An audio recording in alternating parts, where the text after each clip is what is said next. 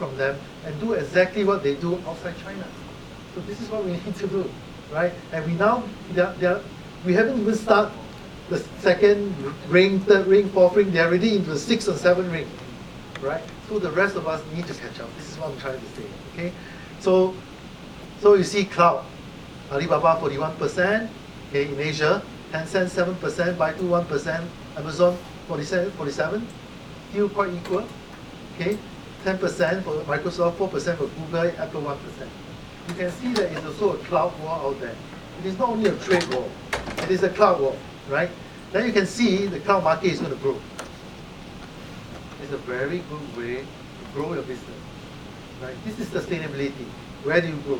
Storage of data, services as a service, okay? So international presence spans 7 key markets. Look at that. Payment, we have in India, okay, they own 45% of Paytm. In Indonesia, Dana and Alipay. In Thailand, True Money. In Bangladesh, Bcash. In Philippines, Gcash and Alipay. In Singapore, Alipay, right? Then banking, and Fortune, My Bank, Paytm, Tokopedia. Every country they have, right? So you can see that they are into different countries in Asia, right? They have presence in every sector. In India, they have presence in payment, banking, insurance, e-commerce, media, food, lifestyle, express Bs, and all served by Alipay Cloud. So this is the kind of thing. And this book that I've written actually have all this information and much more. Okay, you can look at this book, and inside I have a lot of tables to very close with me, a lot of statistics, and you can use them. Okay, so who's got the most patents for blockchain? No surprise, Alibaba. Okay, Alibaba has got the most. PBOC. Okay, what is the use of patents? Patents will help you to determine standards. Right? Once you have the patents, you have a big say when it comes to standardization. Right? So this has become very important. Right? So commercial bank versus blockchain. Banks are store of value. Blockchain can be used as store of value. Banks are payment company. This is also payment company. Credit provider. Income generator. HTTP is like a steam engine, right? Previously, you can see HTTP is going to move to blockchain as well. So blockchain is going to disrupt a lot of things, and China knows it. Does the rest of the world know it? Or they're still poring over regulation? That is the question, right? So are there more besides AI, data, cloud, and blockchain?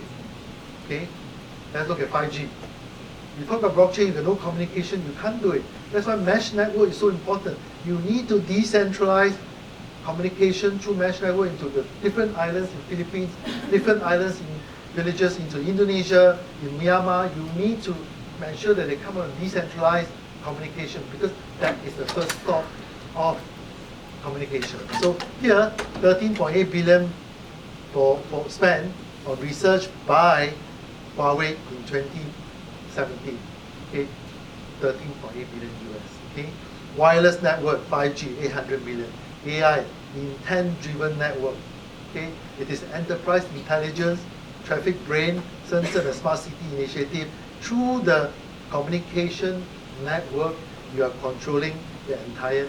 The intent is controlled.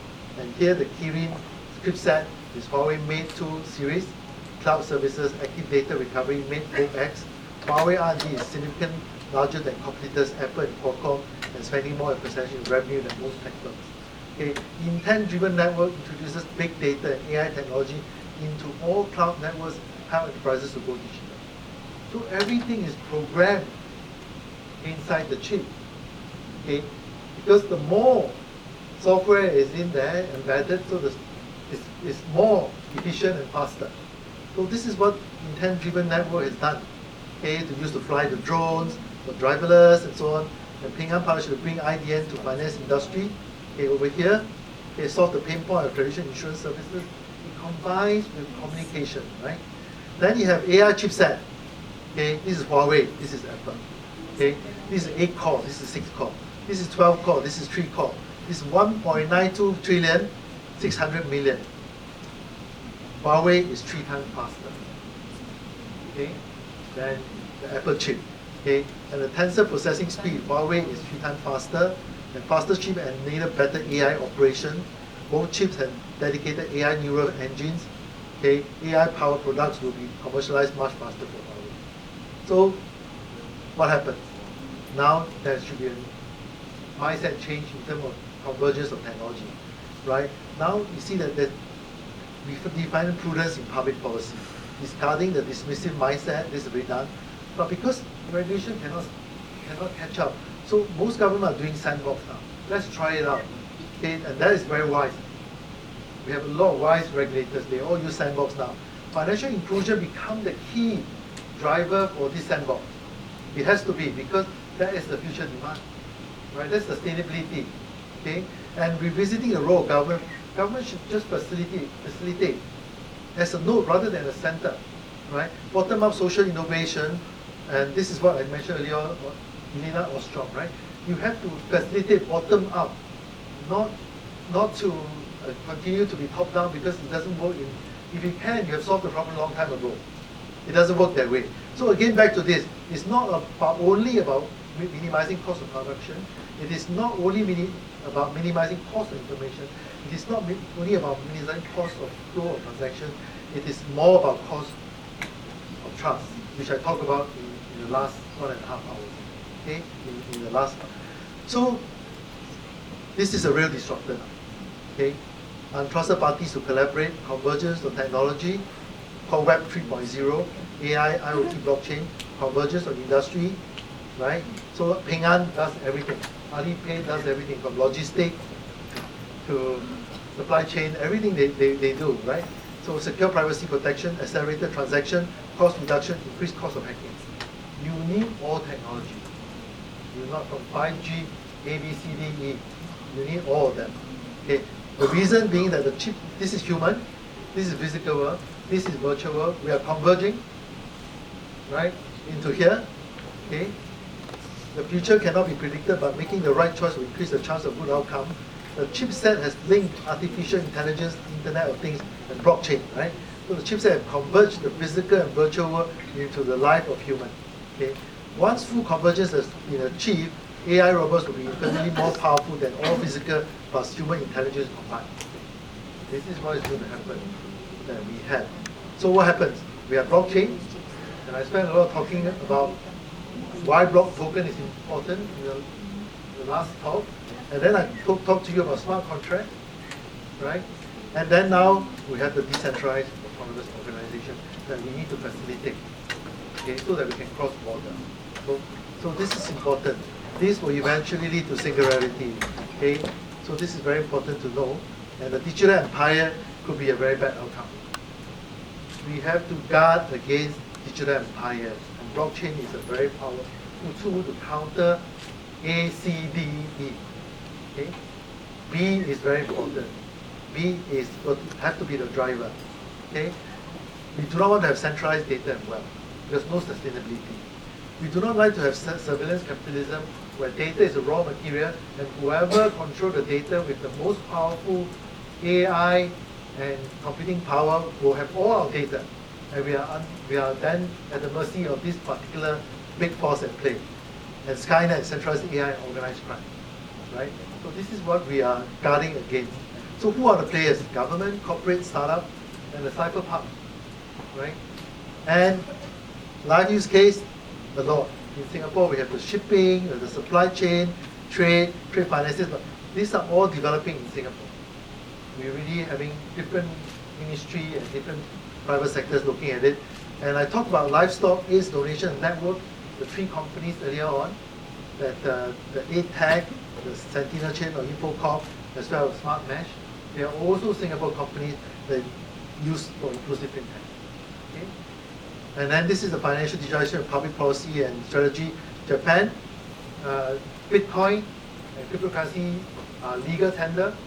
So they have a global payment system in Japan. You can use Bitcoin as legal tender. Hong Kong, trying to become a fintech or FinTrade, focusing on trade and fintech. Malta, ICO, Estonian, global blockchain hub. China is everything. Global fintech, FinCom, FinTrade, InsurTech, supply chain, smart FinCity. They're trying to do everything. Singapore is trying to do global governance. The governance of fintech, ethics of AI, technology risk management, shipping, because that's the biggest of ours, and ports, trade, and technology. This is what we are focusing on. So you can see the different countries in the regulation, they are driving what they are trying to do. And basically, what do we need to look at? We need to look at the market structure. Regulation, all the regulators are looking at protecting open data, open API, trust agency, new form of licenses. Okay? So there are two new licenses that issue for crypto bank in Switzerland, Signum and Sikha, I think it's Sikha, two of them, right? Both are having links in Singapore. Actually, Signum is actually a Singapore company. Okay?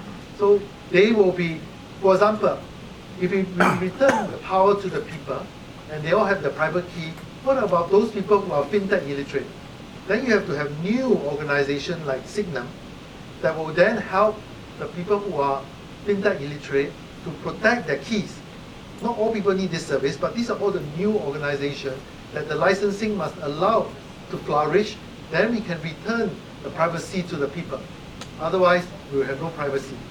And it's a danger when you have digital empire. Okay?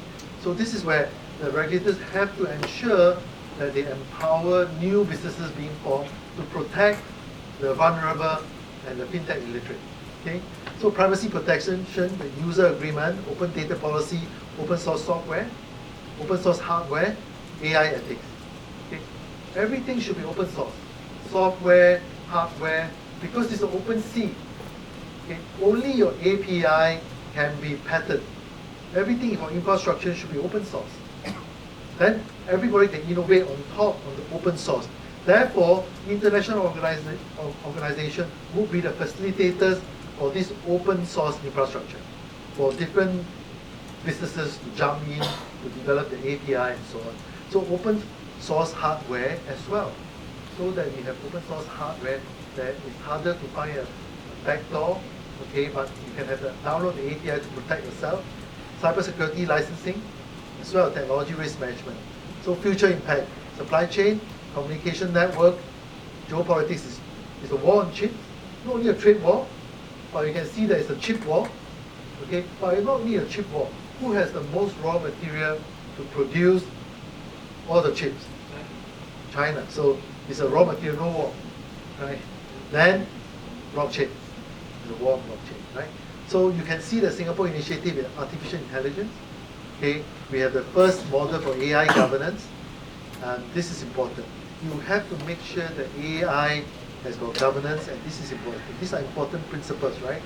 Okay, will guide business in implementing AI solutions that are human-centric. The key word is human-centric, while spurring innovation in the digital economy. We must not invade the human dignity.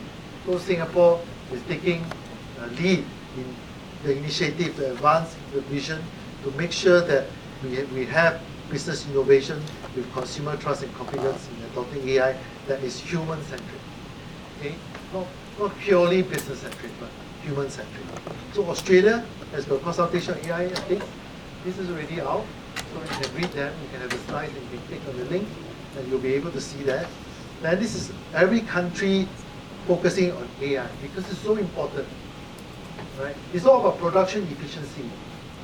It is not about collaboration efficiency or anything.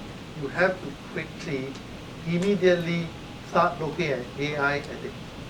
And also ethics of blockchain, ethics of cloud, all the ethics there. So core principle, very important.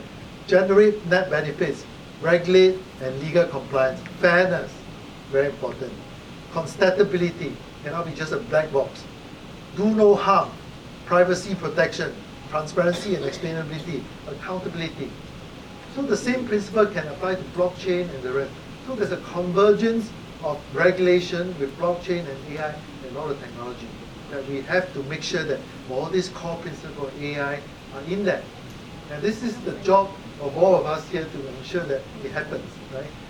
So this is from IMDA, the impetus is this: increasing prevalence of digital transactions, trust in traditional intermediary institutions challenge. People lose trust in the banks, in the fund managers, and so on. There's an erosion of trust there. So implication, increased incentive for malicious activity. They will attack the banks, they will attack Alipay, greater economic benefits from more efficient transactions. We all want to have more efficient transaction, lower the cost of transaction to below 6%, especially for emerging market, and encryption necessary for data privacy to be maintained. This is what we are trying to do. And blockchain can do almost everything here. Okay? So we need to have secure systems that guard against attack. We need to have verifiable and trusted records. We need to have automatic verification of transactions. We need to have techniques for analysis of encrypted data. Which technology has that? Blockchain. Right? So at the base layer to solve this problem triggered by all this will be blockchain. That would to drive the convergence of technology and all the ethics and all the regulation. So MES as a consultation on technology risk management, I don't have much time. I don't know how much time I have. Okay, 15 minutes, good. Okay, so they have so what is the structure of this technology risk management guideline? Okay, technology risk management guideline. Okay, so I taken from Edward Tan from Law International. In major accidents, there are cost penalties associated with the new regulation espoused. You can see any of this in Singapore reported. Okay, penalty is 1.2 billion outsourcing bank affected. Okay, they apply to this, and then TRG guidelines published for 2013. Once you have something happen, the guidelines and regulations are chasing. Something happened to SCB, okay, increase focus on MES. Something happened to SingHealth, issue guidelines. Something happened to Prudential customer, I've yet to announce. But you can see that, then when 22 customers are affected, you have to pay 2.2 million. It becomes business cost. So all the companies will start using blockchain because that is the only way to reduce the business cost. If you have to be fined, you must use the money to develop your blockchain technology. Okay, so this is what's going to happen, right? So to understand regulatory instrument, MES, you can see that there are different layers, right? You start out with just a policy statement. As you move out the chain here, okay, it becomes more and more stringent or more and more liable, right? If it's just a policy statement, well, you can argue your case that maybe I don't really understand what you do. Then there's a document for information, then your argument becomes less potent. Okay, then they issue best practices, and they issue censurable, they issue enforceable best practices, then they issue law. Okay, this is MES 644, 634, 626. Then you issue the law through regulation, and then it becomes an act. Okay, when it becomes an act, the whole company will be struggling to deal with it. Okay? But they all will come, and a lot of them will be blockchain based, because China is really focusing on blockchain. The rest of the world cannot be not following. So this is what is going to happen. So these are the tech risk management notices, guidelines, outsourcing. You can click on them, you will get them. Okay. So even outsourcing, when you outsource whatever function, you will be very careful security-wise. So blockchain perhaps will be the best. Why? Because the marginal cost of expansion is zero. When I'm a bank, I'm a financial institution, every time I have more customer, I service the unbanked, I have to shoulder the cost of the cloud, I have to have new technicians, I have to have new officers, my costs go up. But if it's a blockchain that I've written, it's coded governance, you want to join? Fine, it's your computer, it's your electricity, it's your time to learn about blockchain. So the nodes themselves pay for the marginal cost of expansion, not you, who is the center. So there is a lot of advantage in using blockchain if you want to serve more people, right? So you will scale socially and technically much faster than you view as the center, where you have to shoulder all the costs. Then you have to deal with your board of directors. So you could have centralized project, you have decentralized project, and you compare which one will scale faster. Okay? If you structure it right, it will scale very fast in the case of blockchain. So this is the objective of MES, producing an MES 644. You can take a look. There are many analysis. All this, I think blockchain can really address a lot of this.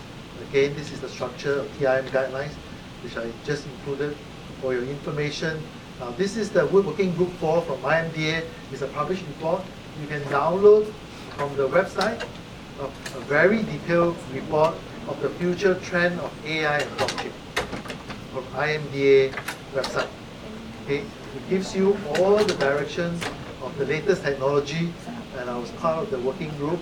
We look at the kind of, for blockchain, we look at the integration of ecosystem, the policy regulation and standards, the physical and digital infrastructure, the industrializing digital and research and innovation. So this is the kind of, you are a facilitator for ecosystem building as a regulator.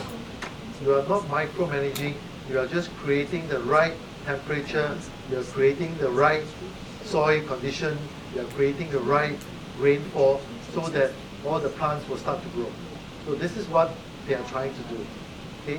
And you can see that there will be more than A, B, C, D, E, F as well. Okay? So you can see that F is financial inclusion. Okay? So you can see that there are 30 more technologies in the next decade. A lot of them. So inclusive blockchain project, I mentioned to you, these are some of the companies. The conclusion is that they will make mistakes, most of the regulators, but they will soon find that they are back to distribution of trust and privacy protection. The major impact of financial digitalization and globalization is the ecosystem that leads to concentration of wealth and power, that leads to instability. That will not be the final destination. No government wants to have instability. But the instability will soon find their way back to distribution of wealth and ensuring independence of the individual. Okay? So it's a loop. They will know that distribution of trust and privacy protection is the most important. And the inclusive fintech with the most promising growth area. Asia is the era of inclusive growth. In the meantime, there's a trade war, a chip war, supply chain war, coin minting war, and data privacy war out there. Okay? How do we improve collaboration efficiency among untrusted parties to protect human dignity? So I think that is where I end. My question to you is that what should we do? Okay, so the question.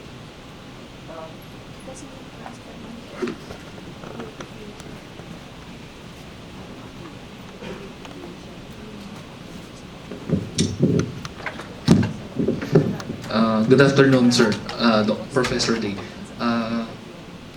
Thank you for promoting China and also for your presentation. And I really appreciate your what do you call this? Your sharing your experiences about this blockchain. My question is, what is your opinion about the central banking in all our possessions like the cash and also our golds? Would we need to make central blockchain instead of central bank? Do you see like that 5 to 10 years from now? Or is it another thing is for the Libra, because this is an American company, would you think it would change the Libra from Federal Reserve? What do you think about it? Thank you. The first question is about are we moving towards central banking to central blockchain banking? So initially when they first started by Satoshi, they said that we will replace the bank, we will replace the central authority. And over the past 5 years, we realized that that is not possible. Right? When you start having virtual world and the physical world, there will always be a third-party trust. The question is that how decentralized you want it to be, and whether there's any advantage in decentralizing whatever processes that you have, and for what purpose. So I see the trend of centralized authorities slowly decentralizing in those areas to solve those problems that they cannot solve, because it makes sense to do so. But I don't see as a totally chaotic world where there is no center. So it's a natural progression, and every country has their own set of problems and constraints, and therefore the level of decentralization of their own central bank will depend on their own situation, either economics or politics or financial, to see where they are, to fit their own purpose. So, but there's certainly a trend that people are beginning to realize that a lot of problems cannot be solved from top down. It has to be solved from bottom up. So there are a lot of problems that cannot be solved by the government alone, by the corporate alone. They need the community to help them to solve those problems. And it's best to get the community be part of the network than to exclude them and let them form their own. So I see them, I think hopefully we should all look at it as an inclusive ecosystem. And inclusiveness, the word inclusiveness is the most important. So that's the first. Does it answer your question? Yeah. So slowly they will be moving towards more a mixture of centralized versus decentralized to suit their own purpose for most of the central bank. Yeah.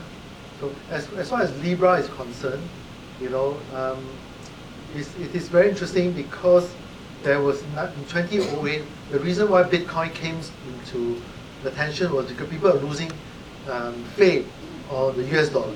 They were worried because all the banks didn't trust each other and all the trade was jammed for 3 months.